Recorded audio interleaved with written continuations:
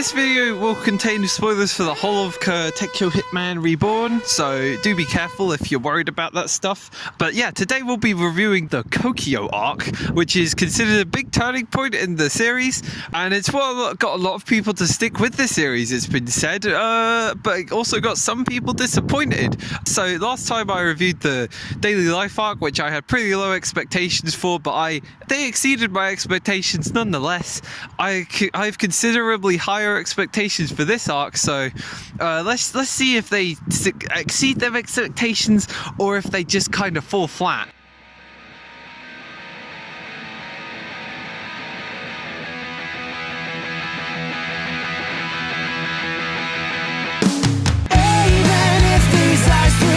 I see should lose their light. Know that I will always keep on trying. If this all which I create, which should be drained of all its might, know that I will always keep on trying.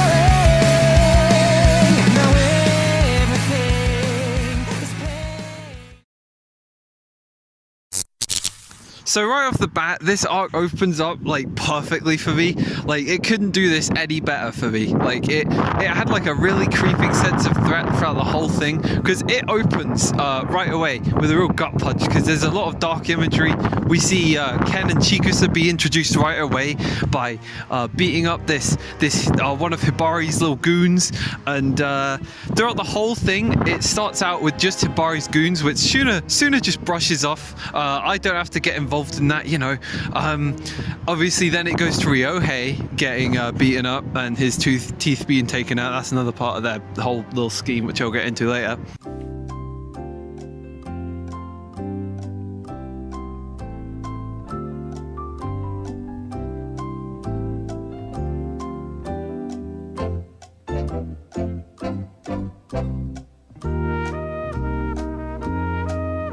And then there's like a number of Namamori students getting beaten up, and then eventually it's Hibari himself getting beaten up when he goes to confront Mukuro about this. The tension as this gets closer and closer to Tsuna, like just the whole town's atmosphere changes. You see people getting more on edge, like, oh, it's a Namamori student, I don't want to get involved with them, or like when there's just less people showing up to class. Like it's just shown really well, and I felt the tension build throughout the whole thing perfectly. This is a real great change in tone compared to the daily life arc, and I love it. It's possibly one of my favorite just parts of the whole arc, because for me it just felt so tense, you know. But yeah, the way Hibari loses to Mukuro is confusing to me, because it's done. Mukuro just puts some Sakura around Hibari, and apparently Hibari's always been allergic to Sakura or something. It's called like Sakura is his disease, and I mean, I hadn't heard of that beforehand. I might be missing something, so if you want to comment down below about what that's about, that would be great. But anyway, yeah, the point is Hibari's been beaten up, and these guys at this point, Ken, Chikusa and Mukuro, feel untouchable for me. Like I thought there was, like, you know, they've been built up to feel absolutely invincible. They've beaten up literally everyone so far, and next on the list is Gokudera.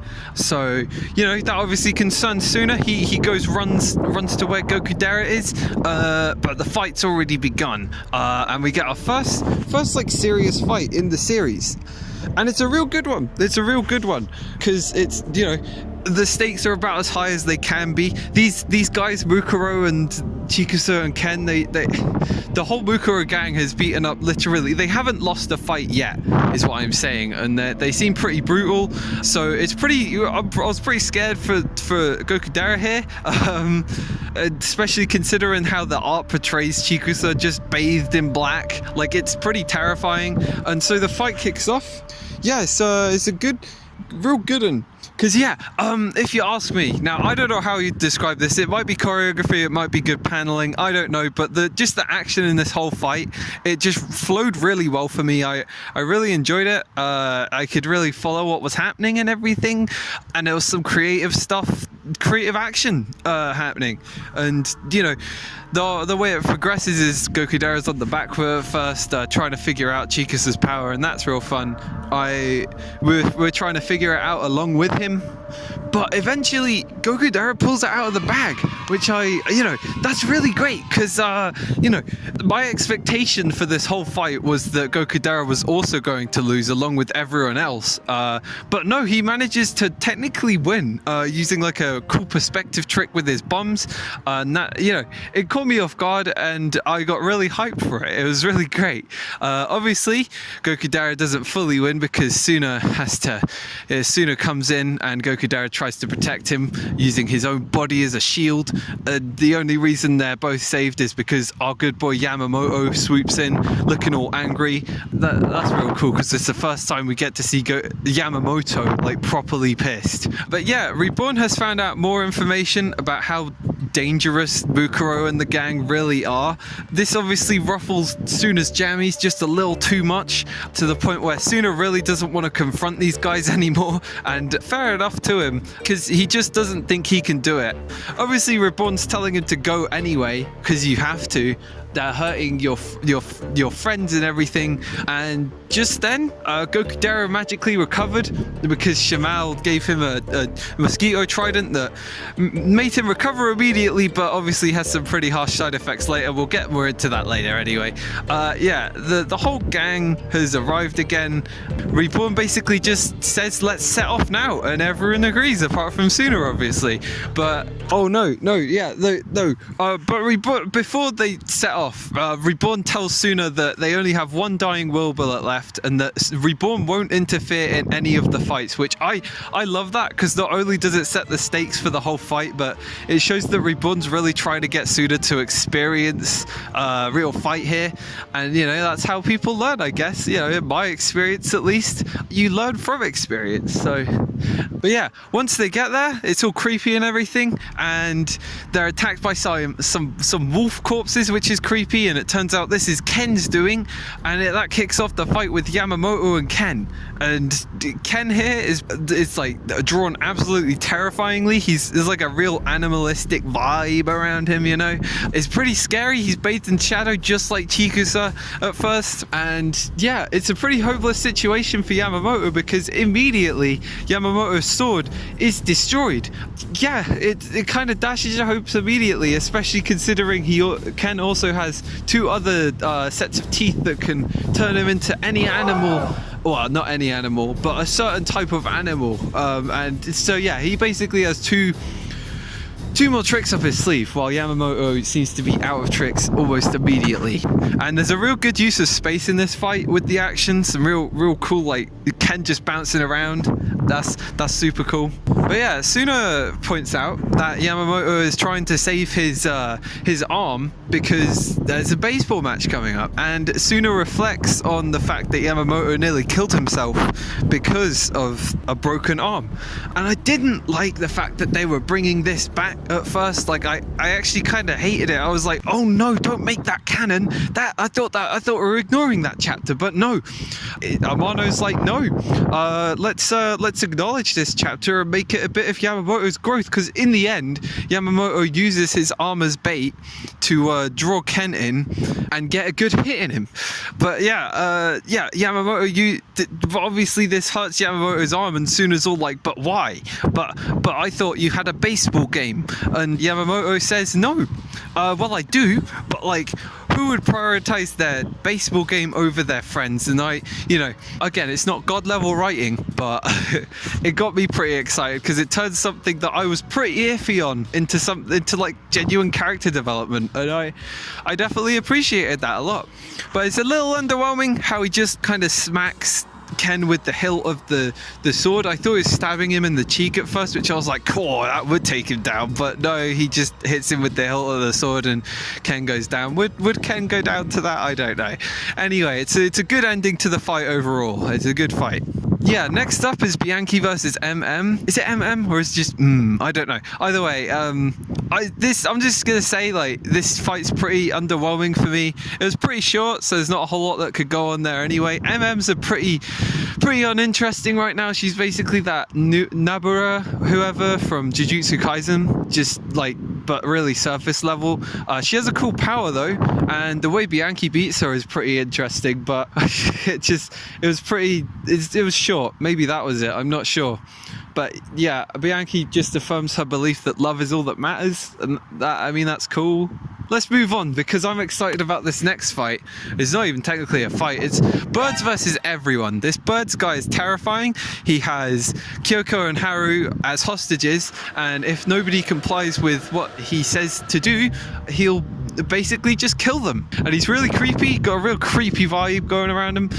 And his first thing that he tells them to do is to beat up Tsuna, and nobody is cool with this apart from Bianchi, and I love that, because she then just remarks to the fact that, yeah, no, I mean, the whole reason I came here in the first place was to kill Tsuna, so why wouldn't I be cool with beating him up? I thought it was a real fun callback. But anyway, next up is basically you have to stab Tsuna now, and even Bianchi was like, okay, well, I've made connections with this child now, I don't want to kill him. So yeah, this is a real hard-hitting moment, if you ask me. And it really pushes Tsuna to his limit. You can really tell as Kyoko becomes closer and closer to death. You really see the panic on Tsuna's face through this like blurry-eyed panel. Like, it's pretty intense stuff. Like, I was kind of on the edge of my seat, if you will, in this part. But yeah, Tsuna says he'll do it, reflecting on the fact that Yamamoto and Gokudera would do the same, and they have done the same. They've put themselves on the line for him. That's what his thought process is, and that shows a bit of growth, a bit more growth. That's still going. That's still a thing. It's great, and considering that early Tsuna wouldn't even take on a dog for Ipin, it really shows that he probably has grown. And obviously it's a positive thing. Kind of here we have seen Tsuna pushed to the point where he is in an undeniably respectable light, but at the same time I don't want to see Tsuna have to do this or have to make this decision. So and the panel where Tsuna's about to stab himself was like, oh god, like just the imagery there of Tsuna holding a knife was like, okay, this really isn't the daily life arc anymore, is it? But obviously with all this darkness comes the light, and Shamal and Ipin beat up these weird serial killer guys who are after Kyoko and Haru, and it's great to see action from both of them because we don't see a whole lot of that. Shamal gets a bit from Birds, who says, oh boy, that's the Trident Man Shamal. So we get a bit of hint into like maybe there's more to Shamal than we first thought, so that's pretty interesting. But yeah, a really intense fight there, really intense. But yeah, we get more intensity because next Futa shows up saying he's not going back and he has to follow Mukuro-sama or something. And obviously Tsuna, being the sweetheart he is, he runs after Futa but gets lost in the woods and gets confronted by Mukuro himself. And it's that whole bomb under the table writing strategy where like we as the audience know that Mukuro is the man who can kill Tsuna, but Tsuna doesn't. And it's a pretty intense scene, and Tsuna lets a little information slip about Reborn being an Arcabaleno or whatever, so that kind of adds to their whole mystery thing, which I know about, but it's still pretty cool to see. But yeah, with the rest of the gang, what's happening with them is basically the fake Mukuro, aka Lancia. I'm gonna call him Lancia, I'm not gonna, yeah. Anyway, Lancia has shown up and he's just kind of wrecking everyone's shit. Gokudera is on the floor, writhing in pain because the side effects for his medicine is finally kicking in. Yamamoto is trying his best, and he does figure out a bit of information about how Lancia's power actually works, but in the end he isn't able to pull it off, and it comes down to Bianchi. But then Tsuna comes in, he comes back, he sees all his friends on the floor, and he's all mad now, and yeah, we get the first proper serious fight from the dying will, and it's like a really cool moment when it's revealed. It's like Tsuna he stops the ball from hitting Bianchi and is scraping across the floor, and he's like, Reborn! It's great, I love it, it's good. There's a helicopter coming over me now, so You'll have to excuse me. It's probably all right now. Anyway, yeah, sorry about the helicopter. But yeah, and Reborn, Tsuna feels really ferocious in this fight. You see it in his face. I love how cool the base style Will looks with his like eyes whited out and everything. He looks so mad. It's great. And Tsuna has the upper hand at first until Lancia brings out his hands. He starts fighting with his hands and feet. Like, Lancia just feels so relentless and brutal in that bit of the fight. And yeah, once you think Tsuna's done, when he gets hit by that big ball, obviously he comes back up saying that Lancia is not a bad guy. The fight ends with this massive punch, which is a little underwhelming because it is just one punch from Tsuna, but at the end of the day, it's still pretty cool. And we get to see a bit of Tsuna's sympathetic side because he really insists on Lancia that he's not a bad dude. Lancia breaks a bit and he says, well, you've seen through me, and he tells Tsuna about his backstory, which is basically that Lancia was a big bodyguard man, big strong bodyguard man for a family, and once Mukuro was introduced to that family, he thought he was gonna have to take care of the kid, become friends with him. It was great, but no, that's not what happened, because Mukuro used Lancia's body to kill the whole family. The expressions on Lancia's face really make it seem like Lancia might have gone mad from this. Yeah, and it's a pretty sad story because obviously Lancia is still a pawn for Mukuro, and it builds Mukuro up to be even more dastardly and pretty terrifying, honestly. And it sharpens Tsuna's resolve to beat Mukuro even further. This is the most determined we've seen Tsuna so far, and I'm pretty excited for the next bit because this is the finale. With them infiltrating the base, we get Gokudera showing just how much of a good right-hand man he is, because despite the pain of the medicine side effects he's going through, he's still fighting Chikusa and everything. And again, he nearly wins against Chikusa if it wasn't for Ken interrupting the whole thing. It just makes Gokudera feel even more powerful and like a badass. I love that. I should probably mention that Hibari then shows up when Gokudera loses. Needless to say, they kind of lose to Hibari. I don't know if that needs to be said, but yeah, Hibari gets his badassery back. But yeah, now meanwhile that's happening, we have Tsuna and Bianchi and Reborn confronting Mukuro, and it turns out Futa's under the mind control, which Tsuna has to snap him out of because he stabbed Bianchi. He's dangerous now, this child.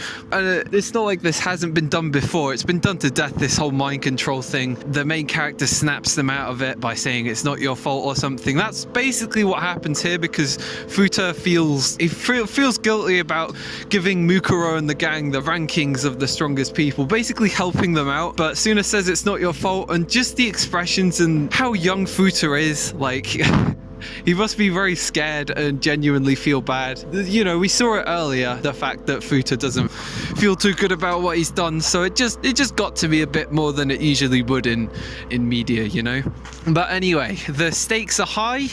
Tsuna is in the exact correct position to be fighting Mukuro, and yeah, the fight kicks off. This is Tsuna versus Mukuro. This is the first part, but yeah, again, we can start to see Tsuna becoming even more confident here. Like, the growth here is subtle, but it's palpable. You can see it.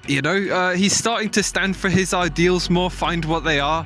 And yeah, again, harkening back to the fact that Tsuna wouldn't even approach a dog for Ipin. It's great to see Tsuna actually go forward with something. And again, at the start of this arc, we saw Tsuna backing out, saying, no, I don't want to do that, even though they're hurting my friends. Now, Tsuna's finally seeing his friends being hurt. He's really acting out. And unfortunately, that's not enough, though. Mukuro still feels all powerful and untouchable, and he has all this power. Like, I don't really understand his power that well, or what it's based on, but I'm just going with it because I vaguely get it. But yeah, it's not looking too good for Tsuna until Hibari comes through, and this is such a cool moment because, you knew Hibari was gonna win, and he's got medicine for the Sakura disease thing that Hibari has going on, which I still don't understand. I'm just brushing it aside now because now he can have a proper fight with Mukuro. That was like it's such a cool moment because it's just like the fight of the titans, you know. We're finally seeing Mukuro crack a bit. Obviously Hibari wins actually, with the fight ending with Mukuro seemingly killing himself, but it's just him shooting himself with the possession bullet. And you know, this part of the fight, basically Mukuro just possesses everyone around Tsuna, and it's a bit stop and go at the start while he demonstrates his ability, but once it gets going it has a really great feeling of chaos. Like I love that, like it is so chaotic for Tsuna, like it felt pretty desperate for him, and it gets Reborn involved a bit, you know, in the fighting, and it just shows how much of a badass Reborn is. He don't take the shit from anyone. It's nice to see Reborn fight a bit, and Tsuna really be pushed to his limits here. He's really begging Reborn for some advice or something, but Reborn won't give it to him. Reborn won't directly help him, and you know, I love that like tough master thing, you know. And you know, you just feel his guiding hand everywhere. Like for example, before when Shamal and Ipin showed up just before Kyoko was about to get deaded, that was requested by Reborn. Reborn had all that planned out. And you just feel his guiding hand everywhere in that case. And this is a real standout moment between him and Tsuna, this next bit, because he hits him in the face. He basically says, Tsuna, right, this is what I'm saying, okay? You and no one else are the 10th head of the Vongala. This decision has to come from you. I'm sorry. And you know, that really clears Tsuna's head. It resets his whole mood, and he decides that what he wants to do is beat Mukuro. But the point is, Tsuna's had a bit of a breakthrough, and now Leon's given him the X gloves. They finally show up, and we're ready for like the final act of this whole arc. But yeah, we then get this sweet little moment where at first, you know, Tsuna gets bombed out because obviously he doesn't know what the gloves do. Reborn shoots him to give him the last dying will, but like he doesn't quite get there in time, it seems like, and Tsuna's all tuckered out. He's basically saying, oh god, I'm dying, I'm sorry everyone. It's pretty depressing, but he slowly sees the people he loves commenting on him, you know, his mum saying his room's a mess, but then it turns into more positive comments, like Ryohei saying he's the toughest dude I know and he better not friggin' lose, and it all culminates in Lancia saying don't make the same mistake I did. And you know, that got to me a little bit, you know, like surprisingly so, and it really you know, I really felt ready for like the hyper dying will to show up now. It all felt earned. Tsuna's gone through it now. He's nearly died, it seems like. He's found out what motivates him. So yeah, the stage is set for this to show up, and show up it does. Tsuna's hyper dying will mode is like so cool to me because it's like, it's such a contrast to like Tsuna's normal demeanor, which is pretty all over the place, you know. He doesn't feel too in control, but here he's all calm, you know. He's very cool, collected. His expressions are always like super like you know, I don't know, like he just looks like a total badass, okay?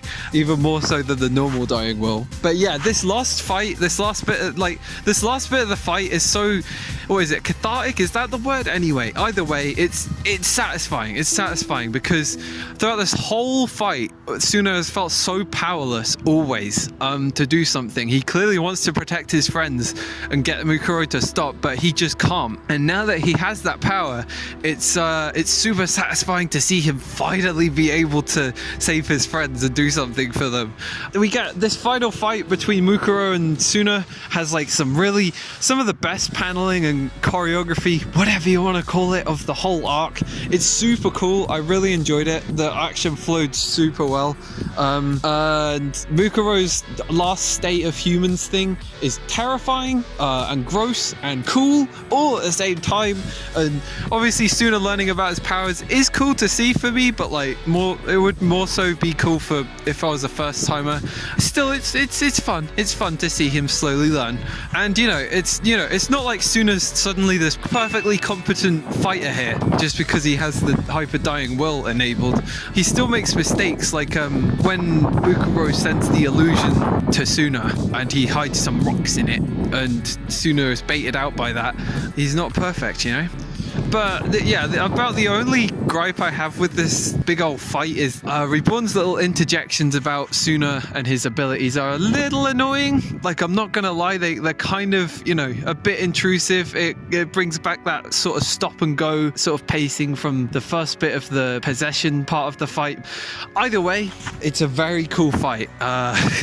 It all ends in a climactic bit where Tsuna friggin just fucking rushes forward to fucking just grabs Mukuro's face and shoves it into the wall. Like, it's so cool.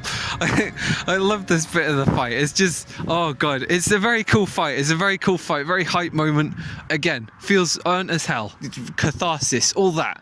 But yeah, Mukuro always felt pretty terrifying because he slowly revealed a bit of his ambition earlier, which was pretty scary. He's basically planning to take over the world, starting with Mafia, because he just hates the world. And we get why that is through the backstory of Mukuro, which is told to us through Chikusa and Ken, who are just kind of, the poor boys just sort of crawling along, hanging on to dear life. Yeah, so basically, they were experiments in some mafia family.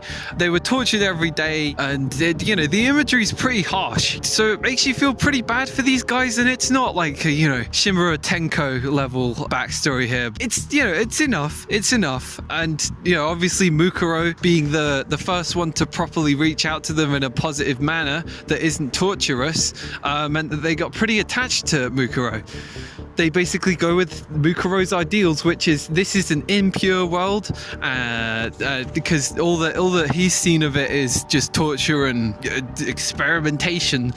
Yeah, so that's Mukuro's motivation, and I did feel fairly bad for them. It's kind of your hashtag shonen backstory sort of thing. But what comes next with the Vin Diesel bust in, the Vin DK, whatever, I don't know, I'm gonna call them Vin Diesel. They bust in and pretty brutally take Mukuro, Ken and Chikusa away, and you're not quite sure what's gonna happen to them, because these guys look even worse than the Mukuro and the gang, you know. They look even more evil, and they kind of are in a way. But anyway, yeah, they're like the police of the mafia world, and Reborn basically tells Tsuna that they're not going to get let off lightly. He tells him not to intervene because that would be too much trouble, and yeah, it certainly would, from what we know now. But yeah, it just kind of paints a picture of, like, you know, we're starting to see the impurities of the mafia world here. Although we always knew that they were there, we're seeing it up front here. Tsuna is basically a kind person in an unkind mafia world, and we're starting to see that more and more. It's a whole, like, it brings a sense of dread, but also intrigue, I guess. But in the end, Tsuna gets what he wants. He finally gets his friends back, and it just ends on like a cute little moment where Yamamoto's at a baseball game and they're all just goofing off, and it's a cute little ending. And we get a little cliffhanger where turns out Mukuro's taken over this random child's body, and yeah, he's still sticking around. It gives him a presence for later on, I guess. But it's nice just to see Tsuna get what he was fighting for and everything. Like, But yeah, the anime. Let's talk about the anime and how it adapted it. Yeah, so let's just talk about the good parts. So Ken versus Yamamoto, that fight was really well lit. I enjoyed that a lot. You know, they succeeded in that very well. Although Chikusa's wasn't terrible, but I just would have liked to see a bit more of that lighting, sort of really dark tones as he was introduced with in the manga. I understand that, like, you know, time constraints or whatever, limitations in technology. Either way, Ken and Yamamoto is good, and Birds is terrifyingly animated. Like, oh my god, like he looks so unnatural, and his voice actor is perfect. Like, oh my god, like that laugh is horrible. There's a bit of an extended bit with Ipin fighting the scary serial killer man. That's pretty cool. I like that a lot. Yeah, it's genuinely quite fun to watch, and I love the lighting in Mukuro's little den where the whole final fight takes place. Like, it's like a deep purple sort of blue tint going on, and it's like, I love that a lot. It just makes it feel so Like, yeah, it's like there's no escape, you know, like Tsuna's in this for the long haul, you know, like it's like all consuming. The added illustration of just like the Arcabaleno and what they are is like, it was pretty fun, you know, it fills everyone in a bit more, it's interesting to see. And the final extra shot where everyone's just goofing off and yet Lambo's crying in Tsuna's arms, like it's just it's a cute last little added shot. The only proper bad stuff I would say about the anime adaptation is that the censorship got in the way sometimes. Like, the way that Bird said beat Tsuna up in the manga, like, although it did just end in a punch, the way he said it, like, beat Tsuna up, like, that's a lot more threatening than just punch him, which is what he says in the anime, and it feels a little more petty when they squabble over it a bit. Anyway, but yeah, I mean, the censorship wasn't all bad, you know. You had instead of them counting down with teeth, they counted down with like a clock that slowly counted down to 10, which, you know, I'd say is a bit more fitting than 24 teeth. You have a clock counting down to 10, you know, the 10th bungalow boss of the bungalow, whatever, you know, it's more fitting, I'd say. But yeah, apart from that, the only other thing that annoys me is the fact that they didn't blank out Tsuna's eyes in the anime. I know that's like a really personal, specific thing, but he looks so badass and furious in the manga with his eyes whited out. But yeah, I guess there wasn't really any more changes in the anime than I noticed in the daily life arc. Possibly just because they didn't need to change as much. There wasn't as many inconsistent personalities, or, you know, and I'd say every time the dying will was just earned, so they didn't really need to do anything with that. Yeah, overall though, I would say I preferred the manga just because it conveyed a darker tone a lot easier. And yeah, and the action was always solid, you know. When the anime's action got good, it got pretty decent, you know, not amazing though. It did have a few cool cuts of animation, but again, not a whole lot. It was just sort of a decent, very middling adaptation. Anyway, yeah, like you see, with Chikusa versus Gokudera round 1, like that was a very underwhelming fight if you ask me. Like that was a whole lot of stiff posing, stiff animation, just random flips, Gokudera doing random flips. I don't know, like I don't feel like Gokudera could jump this far. It was a bit janky, but not altogether terrible. But next time we'll be talking about the Varia arc, you know, a very highly regarded arc, so I'm pretty excited to get into that next one. It's a pretty long one, it's like what, like 50 something chapters. I'm pretty excited again though to get into it, just because that is often considered at least the peak of Reborn. So let's see what I have to say about it next time. I'm really cold, so oh my god, I'm gonna go now.